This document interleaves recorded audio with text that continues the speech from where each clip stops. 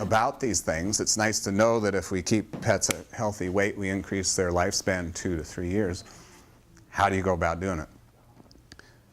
We, in our practice, have not been real successful as we'd like. We've tried different programs. We've tried Healthy Weight is Great. We've tried monthly check-ins. We've tried all of these things. It's hard to get people to lose weight. It's hard to get pets to lose weight. So we then have to say, okay, what can we do about this? We can continue to educate, but we've got to make it easier. We've got to somehow make it easier for people to follow through with the recommendations for the proper diet. And probably one of the biggest things is this guy right here, the snack thing. We love to feed our dogs snacks. It's Italian or it's American or whatever, you know, it's love. Here's, you know, you love to receive, I love to give type thing. I jumped ahead because I get so excited about just changing the snacks to baby carrots. I think that's something that we can, it's a win-win. People can still give something, but it's not the 100-calorie doggy bone every evening type thing, okay? Body condition scoring evaluation. I will hand out this little sheet to each of you that goes over this body condition system. And it has a visual. I think most of us are visual learners. I'm a visual learner. It has a visual of kind of the silhouette of what a dog's body will look like at the various levels that were of body condition. And it will, tonight we're going to go through that. We have BB here. Edith brought little BB, and we're going to do some body condition scoring evaluation. You guys are going to be semi-expert by the time you leave here this evening. If I were to summarize this, and this will be something you take home and you can read through, but this is what we're doing every time the pet comes in for a physical evaluation.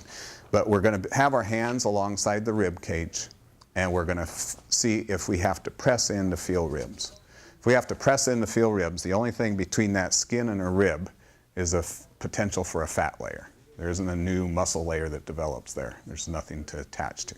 So if we have our hands alongside the rib cage and are pressing in to feel ribs, then we're too heavy. There's silhouettes here. If we're looking from the north side, looking down, the chest is going to be wider than the abdomen area, so there's going to be an hourglass. It is a skill to be able to talk to anybody about an overweight pet and advocate for that pet. We don't want to offend people, yet we want to advocate for the pet, and that's the dance that we do in practice. Morphometric measurements. There are more scientific ways. The University of Tennessee came out with a protocol in which we measure, you know, different measurements on the skull sideways in this way, and then on the legs, the lower legs, doing those measurements. What they've done is a more scientific basis how to determine what the ideal body weight for a dog and a cat are. They actually have them for cats as well. Body fat index, basically another way, and that's basically off of a chart. So they've made charts for cats and dogs, and you can look at what percentage is overweight. It's just another tool. So the whole message here is we have to measure something before we can manage it. We have to know where we are to start with, and then we can go from there.